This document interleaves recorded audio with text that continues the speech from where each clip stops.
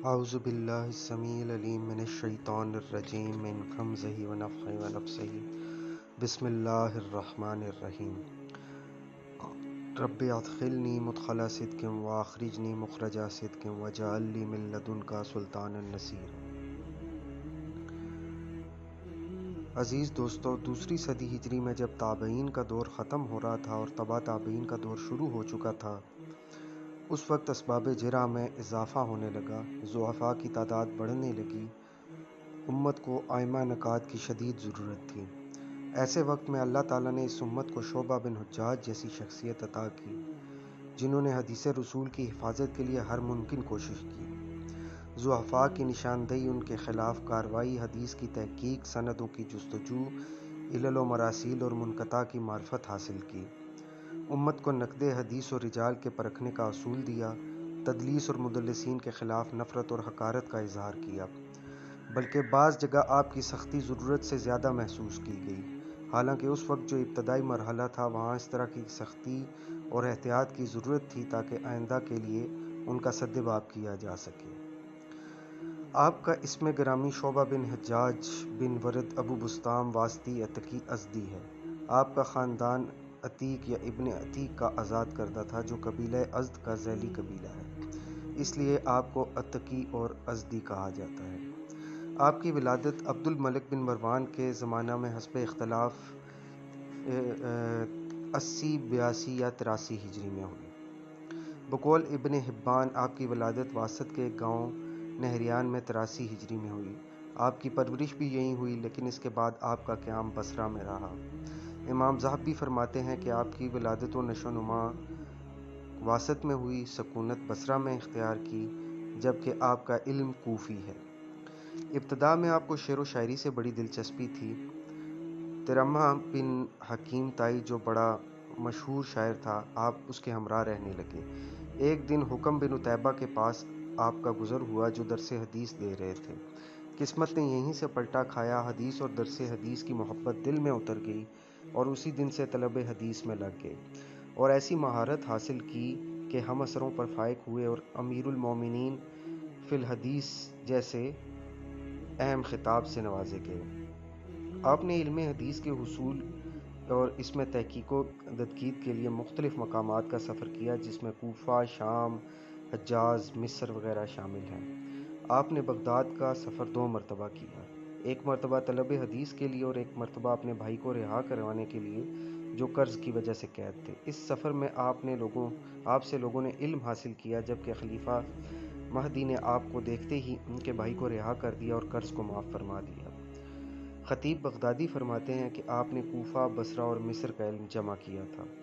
ابن حبان فرماتے ہیں کہ امام شعبہ امام مالک سے زیادہ سفر کرنے والے اور طلب سنن میں زیادہ تیز تھے۔ آپ کے اساتذہ کی بہت بڑی تعداد ہے، جن میں تابعین کی ایک بہت بڑی جماعت ہے۔ امام حاکم کے کہنے کے مطابق آپ نے 400 مشائخ تابعین سے روایت کیا ہے، جبکہ انس بن مالک اور عمر بن سلمہ رضی اللہ عنہما کو آپ نے دیکھا ہوا ہے۔ آپ کے مشائخ میں حسن بصری، قتادہ بن دعامہ، انس بن سیرین، عمر بن دینار، یحییٰ بن ابی کثیر، ابو اسحاق السبیعی، حکم بن عتیبہ اور آپ کے ہم عمروں میں امام مالک، سفیان ثوری، ابن المبارک اور ہشام دستوائی وغیرہ ہیں۔ آپ کی شہرت علم نے اس وقت کے طالبان علوم نبوت کو آپ کی جانب متوجہ کیا اور بہت بڑی تعداد نے آپ سے علم حاصل کیا، جن میں آپ کے بعض مشائخ و اقران شامل ہیں۔ ان میں ایوب سختیانی، سعید الجریری، اعمش، منصور بن معتمر، سفیان ثوری، عبداللہ ابن مبارک کے علاوہ سفیان بن عیینہ، ابو اسحاق فزاری، حماد بن زید، حماد بن سلمہ، یحییٰ القطان، ابراہیم بن مہدی، ابو داؤد طیالسی، قاضی ابو یوسف جیسے نامور اہل علم و فضل شامل ہیں۔ حافظ ابو عبداللہ بن مندہ نے آپ کے شاگردوں کو ایک خاص کتاب الرواة عن شعبہ میں جمع کر دیا ہے۔ آپ کا قوت حافظہ بہت ہی اچھا تھا، اس لیے آپ زیادہ تر اعتماد حافظہ پر کرتے تھے۔ حدیث تحریر کرنے کی آپ کو عادت نہیں تھی۔ بہت سے اہل علم اپنی یادداشت کو آپ کے مقابلے میں ترک کر دیتے تھے۔ قرات ابو نوح فرماتے ہیں کہ میں امام شعبہ کے شاگرد عبداللہ بن عثمان کے پاس آتا تھا اور آپ کی پڑھائی ہوئی روایت کو ان کے پاس تحریر کر لیتا، پھر امام شعبہ کے پاس جاتا اور ان حدیثوں کے بارے میں سوال کرتا۔ جب آپ ان کو پڑھتے تو اس میں اور میرے پاس تحریر شدہ روایات میں کوئی فرق نہیں رہتا تھا۔ جو کچھ آپ نے تحریر کیا تھا اس پر آپ اعتماد کم کرتے تھے۔ اس کے بارے میں اپنے بیٹے سعد کو یہ وصیت کرتی تھی کہ میری وفات کے بعد اس کو دھو دینا، چنانچہ انہوں نے ایسا ہی کیا۔ غالباً وہ یہ سوچتے تھے کہ کبھی یہ تحریر کسی غیر معتبر کے ہاتھ بھی پہنچ سکتی ہے جو اس میں کمی زیادتی کر سکتا ہے۔ حالانکہ تحریر کو اعتماد نہ کرنے اور قوت حافظہ پر زیادہ اعتماد کی وجہ سے کہیں کہیں آپ کو وہم بھی ہو گیا ہے۔ تقویٰ و پرہیزگاری کے ساتھ ساتھ خوف خدا کا یہ عالم تھا کہ آپ کے دن حالت صیام اور راتیں حالت قیام میں گزرتی تھیں۔ عبادت و ریاضت کا یہ عالم تھا کہ آپ کا جسم خشک ہو گیا تھا، چمڑے اور ہڈی کے درمیان کا گوشت گل گیا تھا اور جسم کے چمڑے پھٹنے لگے تھے۔ ابو قطن فرماتے ہیں کہ آپ کے رکوع سجود اس قدر طویل ہوتے تھے کہ جب آپ رکوع کرتے یا دونوں سجدوں کے درمیان بیٹھتے تو میں سمجھتا کہ شاید آپ بھول گئے ہیں۔ آپ اپنے دور کے طلباء اور علماء پر علم میں مشغول رہنے اور عبادت نہ کرنے پر بھی تنقید کرتے تھے۔ آپ فرماتے تھے کہ یہ طلب حدیث آپ حضرات کو اللہ کے ذکر، نماز، روزہ اور صلہ رحمی سے روک رہی ہے، کیا تم اپنے اس عمل سے باز نہیں آؤ گے؟ آپ کی زندگی انتہائی سادہ اور زاہدانہ تھی۔ دنیاوی عیش و آرام کی چیزیں تو درکنار، ضروری ساز و سامان سے بھی آپ کو کوئی دلچسپی نہیں تھی۔ ایک عدد سواری کے لیے معمولی قسم کا گدھا، بدن ڈھکنے کے لیے ایک جوڑا لباس، کھانے کے لیے معمولی چیزیں آپ کی زندگی کے ساز و سامان تھے۔ آپ فرماتے ہیں کہ اگر میرے پاس کھانے کے لیے آٹا اور معمولی سالن موجود ہو تو پھر بھی دنیا سے کسی چیز کی ضرورت مجھ کو نہیں رہتی۔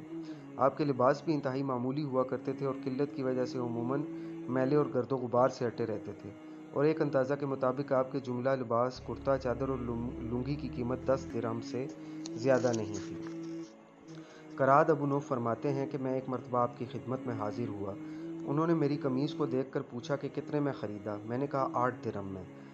آپ نے فرمایا کہ اللہ کا خوف نہیں، 8 درہم والی قمیض پہنتے ہو، 4 درہم والی کیوں نہیں خریدی؟ باقی 4 درہم اللہ کے راستے میں خرچ کر دیتے۔ امام شعبہ خود فقر و فاقہ سے دوچار تھے، طلب حدیث کے لیے آپ کو بہت سا گھریلو سامان بھی بیچنا پڑا تھا۔ آپ کا خیال تھا کہ حدیث طلب کرنے والا محتاج ہی رہتا ہے اور اس کے لیے یہی بہتر ہے، لیکن اس کے باوجود بھی پیکر جود و سخا تھے، فقراء و مساکین کے ساتھ تعاون، ہمدردی اپنی ضرورت سمجھتے تھے۔ آپ ان کے لیے ماں باپ کی حیثیت رکھتے تھے۔ کسی مسکین پر نظر پڑتی تو اس کو اس وقت تک دیکھتے رہتے جب تک کہ وہ نگاہوں سے اوجھل نہ ہو جاتا۔ محلہ کے بچے اور مسکین آپ کو کثرت عطا کی بنیاد پر بابا بابا کہہ کر پکارتے تھے۔ ایک مرتبہ خلیفہ مہدی نے آپ کو 30,000 درہم بھجوایا، جس کو آپ نے وہیں تقسیم کر دیا۔ ایک مرتبہ آپ اپنے گدھے پر کہیں جا رہے تھے کہ سلیمان بن مغیرہ سے ملاقات ہوئی۔ انہوں نے اپنی پریشانی کا ذکر کیا۔ آپ نے فرمایا کہ خدا کی قسم آج میرے پاس اس گدھے کے علاوہ اور کچھ نہیں۔ چنانچہ آپ نے ایک گدھا بھی ان کو دے دیا اور خود پیدل چلے گئے۔ یحییٰ بن سعید القطان آپ کے شاگرد فرماتے ہیں کہ کبھی کبھی آپ کے پاس سائل آتا اور کچھ موجود نہیں رہتا تو وہ مجھ سے پوچھتے، یحییٰ کچھ رکھے ہو؟ پھر مجھ سے لے کر سائل کو دے دیتے۔ سائل اس پر انتہائی حیرت و تعجب سے کہتا، ابو بسطام آپ یہ کیا کر رہے ہیں؟ وہ فرماتے، کوئی بات نہیں، لے جاؤ لے جاؤ۔ آپ اپنے کھانے کمانے کا انتظام نہیں کرتے تھے، بلکہ آپ کے بھائی بھتیجے اور داماد آپ کی کفالت کرتے تھے۔ آپ کی زندگی کا سب سے اہم اور نمایاں گوشہ آپ کی خدمات حدیث اور دفاع عن سنہ ہے، جس میں آپ کی خدمات مختلف النوع ہیں۔ تحقیق حدیث، تفتیش رجال، نقد رجال، ضعفاء سے اجتناب، ان کی نشاندہی، ان کی سرزنش وغیرہ شامل ہے۔ حدیث رسول صلی اللہ علیہ وآلہ وسلم کی تحقیق و جستجو آپ کی خاص عادت تھی۔ اس سلسلہ میں ہر طرح کی مشقت اور قربانی آپ برداشت کرتے تھے۔ جب تک ایک حدیث کو بار بار نہیں سنتے تھے تب تک اس پر اعتماد نہیں کرتے تھے اور نہ اس کو بیان کرتے تھے۔ ابو الولید طیالسی فرماتے ہیں کہ ایک حدیث کے بارے میں نے آپ سے سوال کیا تو انہوں نے جواب دیا کہ ابھی یہ حدیث نہیں بتاؤں گا، اس لیے کہ ابھی میں نے اپنے استاد سے صرف ایک مرتبہ سنا ہے۔ اس سلسلے میں آپ اپنے استاد کے حفظ و اتقان کا امتحان بھی لیا کرتے تھے۔ چنانچہ ابن عیینہ فرماتے ہیں کہ ایک مرتبہ میری ملاقات شعبہ سے ہوئی۔ بارش ہو رہی تھی لیکن وہ ایک دم بریدہ گدھے پر سوار چلے آ رہے تھے۔ میں نے کہا، ابو بسطام اس وقت کہاں تشریف لے جا رہے ہیں؟ انہوں نے جواب دیا کہ اسود بن قیس کے پاس جا رہا ہوں۔ فلاں سن میں انہوں نے کچھ حدیثیں بیان کی تھیں، آج یہ دیکھنا چاہتا ہوں کہ ان کو یہ حدیثیں اب تک یاد ہیں کہ نہیں۔ آپ کی زندگی میں تحقیق حدیث کا ایک ایسا نادر واقعہ ہے جس کی مثال نہیں ملتی۔ نصر بن حماد بجلی فرماتے ہیں کہ مجھ کو شعبہ نے اس سند سے حدیث بیان کرتے ہوئے سنا، عن اسرائیل عن ابی اسحاق عن عبداللہ بن عطا عن عقبہ بن عامر، تو انہوں نے مجھ کو ایک تھپڑ رسید کر دیا۔ میں دریا کنارے جا کر بیٹھا رو رہا تھا۔ کچھ دیر کے بعد ان کی نظر مجھ پر پڑی تو فرمایا، کیوں رو رہے ہو؟ ابن ادریس وہاں موجود تھے، انہوں نے کہا آپ کی زیادتی کی وجہ سے۔ امام شعبہ نے کہا آخر میں کیا کروں، آپ خود دیکھیے کہ یہ کس طرح کی سند بیان کر رہے ہیں۔ اس سند میں عبداللہ بن عطا کی ملاقات عقبہ بن عامر سے نہیں ہے، لہٰذا یہ روایت منقطع ہے، تو وہ اس کو کیوں بیان کرتے ہیں؟ پھر آپ نے اپنا قصہ اس طرح سے سنایا کہ میں نے خود ابو اسحاق سے پوچھا کہ یہ حدیث آپ نے کس سے سنی ہے؟ انہوں نے جواب دیا کہ عبداللہ بن عطا سے، انہوں نے عقبہ بن عامر سے۔ میں نے کہا کہ کیا عبداللہ بن عطا کی ملاقات عقبہ بن عامر سے ہے؟ اس مجلس میں مصر بن قدام موجود تھے، انہوں نے کہا کہ عبداللہ بن عطا مکہ میں موجود ہیں، چنانچہ میں بصرہ سے مکہ ان سے تحقیق کے لیے روانہ ہوا۔ جب ان سے پوچھا تو انہوں نے کہا کہ سعد بن ابراہیم سے میں نے سنا ہے۔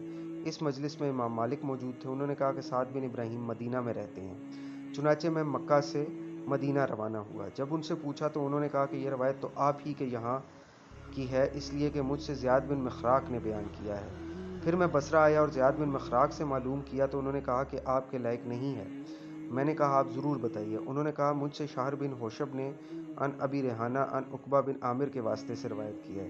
جب شہر بن حوشب کا نام سنا تو بہت افسوس ہوا اور فرمایا کہ دمر علی ھذا الحدیث، اس حدیث نے تو مجھ کو تباہ کر ڈالا، اس لیے کہ شہر بن حوشب ضعیف تھے۔ وہ فرماتے ہیں کہ اگر یہ حدیث صحیح ہوتی تو میرے اہل و عیال، مال و دولت اور ساری چیزوں کے مقابلے میں محبوب ہوتی۔ امام شعبہ کا دور چونکہ اسباب ضعف کے ظہور کا ابتدائی دور تھا، اس لیے اس کی نگرانی اور سد باب کا اسی شد و مد سے آغاز ہونا چاہیے تھا جس پر آپ نے عمل کیا۔ یہی وجہ ہے کہ معمولی اسباب کی بنا پر سد ذریعہ کے ذریعے آپ نے بہت سارے لوگوں سے روایت ترک کر دیا تھا، تاکہ ان کے اسباب سے راویان حدیث اپنے آپ کو محفوظ رکھیں جن سے ان کی روایت پر اثر پڑ سکتا ہے۔ اس طرح سے آپ کا یہ عمل وقت کی اہم ضرورت تھی جس کو آپ نے پورا کیا۔ چنانچہ راویان حدیث کے ساتھ محاذ آرائی کی بے شمار مثالیں موجود ہیں۔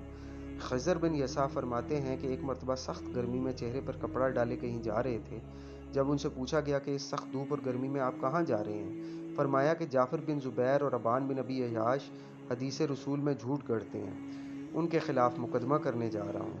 حماد بن زید فرماتے ہیں کہ ایک مرتبہ شعبہ کو دیکھا، ابان بن ابی عیاش کی گردن میں کپڑا ڈالے ان کو گھسیٹ رہے ہیں اور یہ دھمکی دے رہے ہیں کہ چلو سلطان کے یہاں تمہارے خلاف کارروائی کروں گا، اس لیے کہ تم حدیث رسول میں دروغ گوئی کرتے ہو۔ انہوں نے مجھ کو آواز دی، میں نے بڑی منت و سماجت کر کے ان کو نجات دلائی۔ نصر بن حماد کو ایک منقطع روایت کے بیان کرنے پر تھپڑ رسید کر دیا۔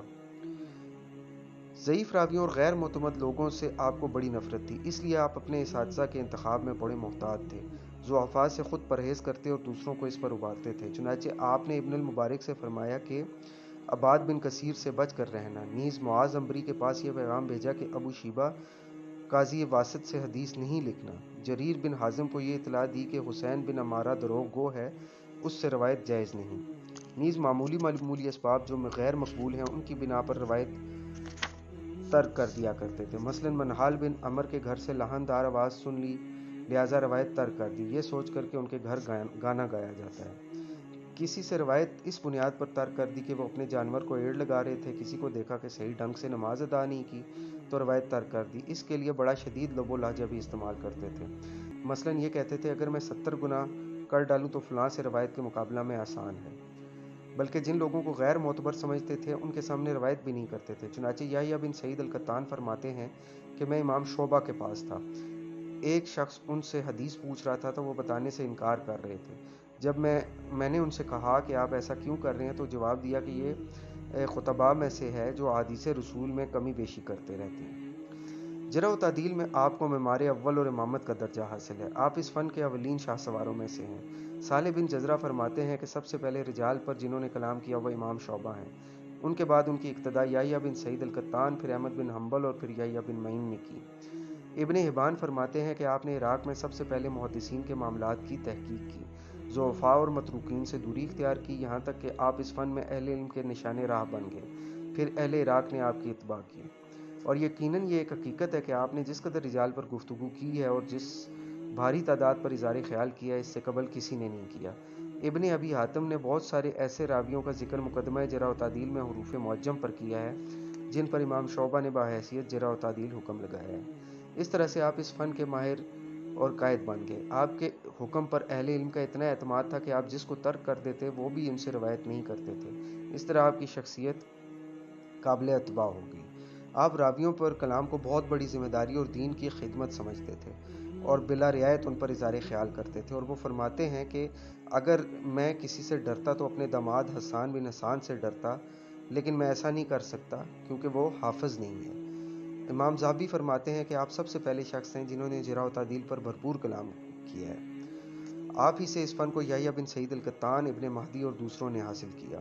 راویوں کے بارے میں اظہار خیال کرتے ہوئے کبھی کبھی دلچسپ اور غیر مألوف جملے استعمال کرتے تھے۔ مثلاً جب ان سے ابن اون کے بارے میں سوال کیا گیا تو فرمایا کہ سمن و عسل، گھی اور شہد ہے، اور جب ہشام بن حسان کے بارے میں پوچھا تو فرمایا کہ خل و زیت، سرکہ اور تیل ہیں، اور ابو بکر حضلی کے بارے میں پوچھا گیا تو کہا کہ دعانی لا عقیبہ، جانے دو کہیں مجھ کو کہہ نہ ہو جائے۔ اہل علم نے آپ کے بارے میں جو اظہار خیال فرمایا وہ آپ کی شخصیت پر واضح شہادت ہے۔ سفیان ثوری فرماتے ہیں کہ آپ امیر المومنین فی الحدیث ہیں۔ سفیان بن عیینہ کا بھی یہی کہنا ہے۔ ابن ابی حاتم فرماتے ہیں کہ اپنے زمانہ میں سارے اہل علم پر فائق تھے۔ امام شافعی فرماتے ہیں کہ لولا شعبہ لما عرف الحدیث بالعراق، یعنی کہ اگر شعبہ نہ ہوتے تو ہم اہل عراق کی حدیث کی معرفت نہ رکھتے۔